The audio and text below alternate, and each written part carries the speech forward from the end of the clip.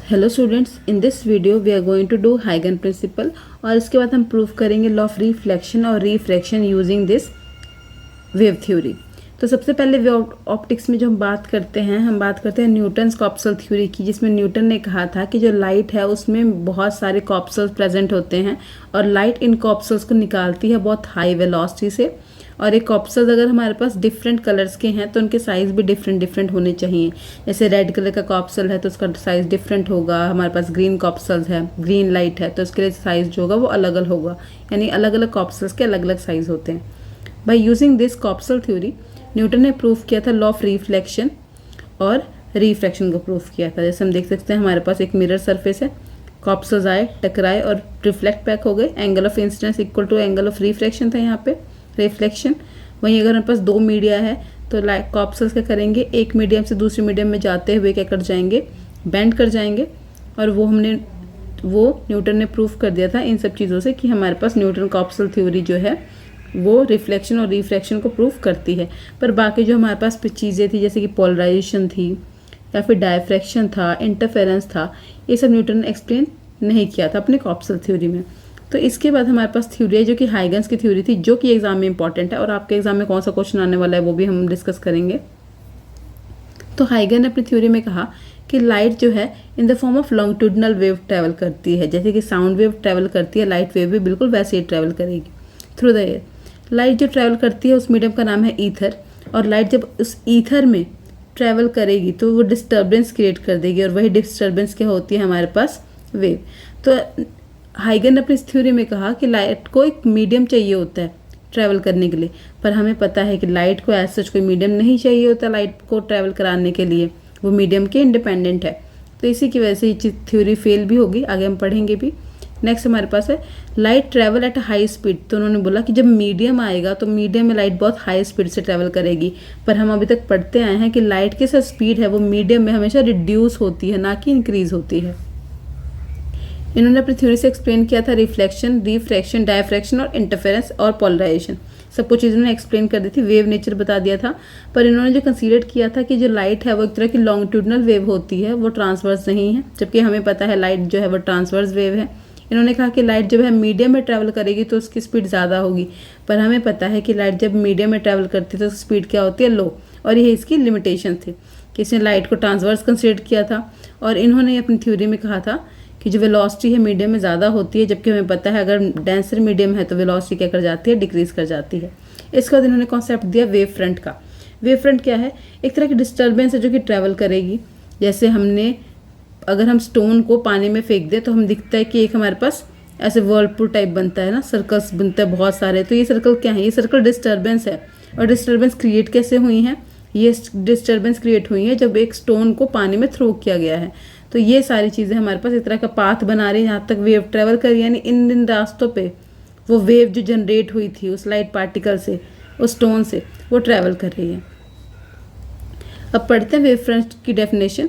तो locus of all such particle which are oscillating in the same phase, वो सारे particle जो same phase में ट्रैवल कर रहे हैं, ऑसिलेट कर रहे हैं। Normal to the wave front give the direction of propagation of wave at the same time. अगर मैं इस पॉइंट से सर्टेन दूरी पे बहुत सारी वेव्स को ड्रॉ कर लूँ, ठीक है, यहाँ पे हर पॉइंट पे डिस्टर्बेंस क्रिएट होने वाली है, और मैं इन सब डिस्टर्बेंस को अगर जोड़ दूँ तो मुझे एक तरह का सर्कल मिलेगा। ये सर्कल कहलाएगा वेव फ्रंट। ये बताता है कि वेव एक्चुअली ट्रैवल कैसे कर रही है, किस मीडियम में ट्रैवल कर रही है और कैसे डायरेक्शन में ट्रैवल कर रही है, क्या पाथ ले रही है जो वो ट्रैवल करेगी। तो यहाँ पे पाथ हमें दिख रहा है क्या है, सर्कुलर है। तो हमारे पास पॉइंट सोर्स होता है तो जो वेव फ्रंट बन रहा है वो क्या बन रहा है, सर्कुलर बन रहा है। तो पॉइंट सोर्स के लिए वेव फ्रंट बनता है सर्कुलर। वहीं अगर हमारे पास सोर्स क्या हो, सिलेंड्रिकल हो, जैसे हम देख सकते हैं लीनियर है, लीनियर सोर्स होगा तो लाइट जो है वो इधर से भी निकलेगी, लाइट इधर से भी निकलेगी और लाइट ऊपर से भी निकलेगी, तो इसका पाथ जो बनेगा वो क्या बनेगा, सिलेंड्रिकल। तो लीनियर सोर्स के लिए हमारे पास जो वेव फ्रंट होता है वो सिलेंड्रिकल होता है।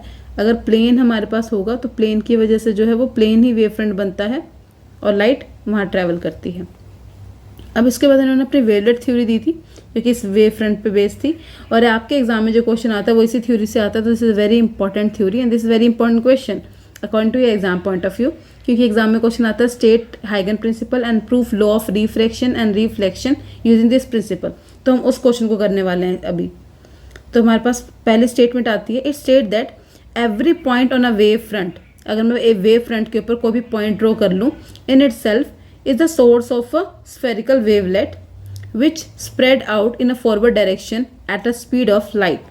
The sum of these spherical wavelet form wavefront. यानी अगर मेरे पास कोई भी पॉइंट हो, every point on a wave front, अगर वेव फ्रंट पे कोई भी एक पॉइंट है, जैसे मान लेते हैं कि मेरे पास ये वेव फ्रंट है, इस पे ये वाला एक पॉइंट है, इस पे ये वाला पॉइंट है, तो हर एक पॉइंट एक नए सोर्स की तरह एक्ट करता है और वो सोर्स जो है वो आगे मीडियम में ट्रैवल करता है फॉरवर्ड डायरेक्शन में, स्पीड ऑफ लाइट से ट्रैवल करता है।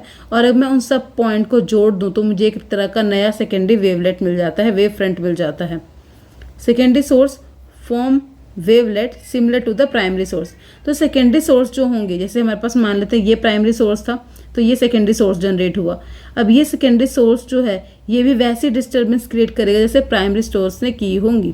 जैसे इसने डिस्टर्बेंस क्रिएट की हैं, इसने भी वैसी डिस्टर्बेंस क्रिएट की होंगी जो कि ट्रैवल करेंगी।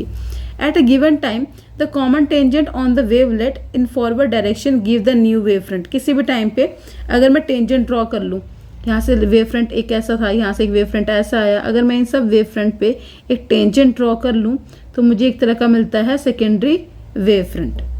तो वो ये जो थ्योरी थी हाइगन्स की थ्योरी थी, और इस थ्योरी के बाद, इन दो पोस्टुलेट्स के बाद उन्होंने लॉज ऑफ रिफ्लेक्शन और रिफ्रैक्शन को एक्सप्लेन किया, वो अब करते हैं। अच्छा, उससे पहले हम डिस्कस कर लेते हैं एडवांटेज और डिसएडवांटेज। तो एडवांटेज ये थी कि हाइगन concept prove reflection refraction of light, the concept of like fraction diffraction as well interference. उन्होंने एग्जैक्टली प्रूफ नहीं किया था, प्रॉबिलिटी दी थी कि ऐसा हो सकता है, पर श्योरिटी से इन्हें प्रूफ नहीं किया था। Concept like the emission of light, absorption of light, polarisation of light जो थी वो हाइगन ने एक्सप्लेन करी नहीं थी। अगला है हाइगन principle failed in explaining the photo electric effect, जो कि आइंस्टाइन ने दिया था, हम पढ़ेंगे अपने आगे वाले चैप्टर में। A serious drawback is that the theory proposes all pervading medium required propagate light called luminous ether. तो क्योंकि हाइगन्स अपनी थ्योरी में कहा था कि लाइट को ट्रैवल करने के लिए एक मीडियम चाहिए होता है जिसको हम बोलते हैं ईथर, पर हमें प्रूफ पता है कि लाइट को ट्रैवल कराने के लिए या मूव कराने के लिए कोई भी मीडियम नहीं चाहिए। अब आते हैं proof of law of reflection and refraction. बहुत ईजी है, डायग्राम गिवन है, हमारे पास एक मिरर है, ठीक है, इस पे एक प्राइमरी वेव फ्रंट आता है जो कि ऐसा इंसिडेंट होता है, this is the primary wave front, ठीक है। लाइट जो है वो पैरेलल आ रही है, ऐसे परपेंडिकुलर सरफेस से फॉल कर रही है, लाइट यहाँ से इंसिडेंट हुई और यहाँ से क्या कर जाएगी, ऐसे डिफ्लेक्ट हो जाएगी। वैसे यहाँ से जो लाइट आई है वो भी आएगी, टकराएगी और यहाँ से रिफ्लेक्ट हो जाएगी। अगर मैं इन दोनों पॉइंट्स को जोड़ दूँ तो मुझे मिलेगा सेकेंडरी वेव फ्रंट। ये हमारा बना एंगल ऑफ इंसिडेंस और ये हमारा बना एंगल ऑफ रिफ्लेक्शन, ठीक है। ये दो एंगल बन गए। अब हम प्रूफ करेंगे लॉ ऑफ रिफ्लेक्शन को यहाँ पे। तो हम देख सकते हैं क्योंकि हमारे पास लाइट जो है वो एयर में ट्रैवल कर रही है और एयर में जो लाइट की स्पीड है वो कितनी होती है, c। हम मान लें किसी टाइम t पे वेव यहाँ से यहाँ पहुँच रही है, उतने टाइम t में वेव यहाँ से यहाँ भी पहुँचेगी, दोनों के लिए टाइम पीरियड क्या होगा, सेम होगा। तो अगर मैं डिस्टेंस लिखूँ a से लेकर b डैश तक तो वो किसके बराबर होगा, that is a speed into time. तो मेरे ए बी की वैल्यू यहाँ पे आ जाएगी c इंटू टी। वैसे अगर मैं a डैश बी की वैल्यू निकालूँ, a डैश बी यानी ये लाइन, इसकी अगर वैल्यू निकालूँ this will be also same C T. अब दो ट्रायंगल हम लेंगे ए बी ए डैश और एक हमने ले ली A B dash A dash. इसमें साइन एंगल निकालेंगे, साइन आई होता है परपेंडिकुलर अपॉन हाइपोटेन्यूज। तो परपेंडिकुलर ये रहा, हाइपोटेन्यूज हमारा नीचे है, तो परपेंडिकुलर हो जाएगा ए डैश बी अपॉन हाइपोटेन्यूज है ए डैश। ऐसी साइन आर निकालें तो आर के सामने परपेंडिकुलर हमारे पास ये वाली चीज़ बनती है which is A B dash और हाइपोटेन्यूज यही है ए डैश, तो ए डैश लिख लिया हमने। अगर हम इन दोनों इक्वेशन को डिवाइड करें तो हम देख सकते हैं ए डैश और ए डैश कैंसिल हो जाएंगे, हमें सिर्फ मिलेगा ए डैश बी और A B dash. A dash B की वैल्यू हमने यहाँ पे निकाली हुई है C T, this is also C T, तो C T upon C T दोनों कैंसिल कर देंगे और हमें वैल्यू क्या मिलेगी यहाँ पे 1। तो हम कह सकते हैं sine I equal to sine R हो गया। अगर साइन इक्वल है तो साइन साइन कैंसिल कर देंगे, तो हम कह सकते हैं आई इक्वल टू आर है, यानी angle of incidence equal to angle of reflection है। और हम डायग्राम में दे सकते हैं जो हमारा नॉर्मल है, जो हमारी इंसिडेंट रे है और जो रिफ्लेक्टेड रे है वो सारी एक ही प्लेन में है, सब अपवर्ड डायरेक्शन में है। तो यहाँ से हम प्रूव कर सकते हैं लॉ ऑफ रिफ्लेक्शन। अब आता है लॉ ऑफ रिफ्रैक्शन। रिफ्रैक्शन की बात करें तो इसमें भी सेम है, हमारे पास क्या कर रहा है, ये मीडिया है, इंटरफेस है जो दो मीडिया को सेपरेट कर रहे हैं। यहाँ पर हमारा प्राइमरी वेव फ्रंट आया, उस पर 3 सोर्सेज ले लिए हमने, ठीक है। पहली लाइट आई, यहाँ से क्या करेगी वो बैंड कर गई, दूसरी लाइट आएगी यहाँ तक ट्रेवल करेगी, क्योंकि यहाँ पे भी 2 मीडिया है तो लाइट क्या करेगी बेंड कर जाएगी। अगर मैं इसको इन दोनों को जोड़ूं तो मुझे मिलेगा सेकेंडरी वेव फ्रंट। अब यहाँ पे एंगल ऑफ इंसिडेंस बन रहा है और यहाँ पे एंगल ऑफ रिफ्रैक्शन बन रहा है। यहाँ पे भी सेम चीज़ लेंगे, दो ट्रायंगल लेंगे ए बी बी डैश। यहाँ पे ध्यान रखने वाली बात ये है क्योंकि मीडियम वेरी करे तो वेलोसिटी भी डिफरेंट होगी। यहाँ पे वेलोसिटी मान लेते हैं v1, यहाँ पे वेलोसिटी मान लेंगे v2, यहाँ पे रिफ्रैक्टिव इंडेक्स μ1, यहाँ पे रिफ्रैक्टिव इंडेक्स मान लेते हैं μ2 है हमारे पास। तो अगर मैं यहाँ पे इसका डिस्टेंस लिखना चाहूँ बी बी डैश तो मेरे पास वेलोसिटी कितनी है, दैट इज अ v1, और टाइम पीरियड अगर मैं मानूँ टाइम पीरियड कितना है t, तो मेरे पास नेट जो डिस्टेंस आएगा that is a v1 into T. तो बी बी डैश का डिस्टेंस आया हमारा v1 इंटू टी। वैसे अगर मैं ए डैश बी डैश का डिस्टेंस निकालूँ that is a v2 into T, क्योंकि यहाँ पे वेलोसिटी v2 है और टाइम पीरियड इसमें t ही लगेगा दोनों को ज्वाइन करने के लिए। तो फिर हमारे पास अगर ट्रायंगल लेते हैं ए बी बी डैश, ये ऊपर वाला ट्रायंगल लेंगे ये वाली, इसमें आई निकालेंगे तो that is a perpendicular upon hypotenuse, तो B B dash upon A B dash लिखेंगे तो हमने लिख दिया B B dash upon A B dash. ऐसे साइन आर लिखेंगे तो परपेंडिकुलर क्या आएगा ए डैश अपॉन हाइपोटेन्यूज क्या आएगा ए बी डैश, तो हमने लिख दिया A dash upon A B dash. Same चीज़ हमने जैसे हम पिछला किया, डिवाइड कर देंगे दोनों को, तो हमने यहाँ पर डिवाइड किया, डिवाइड करेंगे तो ए बी से कैंसिल हो जाएगा ए बी डैश, हमें मिलेगा बी बी डैश अपॉन ए डैश, चीज़ हमारे पास मिल जाएगी। ओके अब हम वैल्यूज पुट करते हैं। हमें पता है बी बी डैश की वैल्यू कितनी है v1 T, this is v2 T, T से कैंसिल टी, तो अगर v1 अपॉन v2 के बराबर आ जाएगा हमारे पास, ठीक है। और इतना हमें पता है कि जो वेलोसिटी है वो इन्वर्सली प्रोपोर्शनल होती है रिफ्रैक्टिव इंडेक्स के, राइट।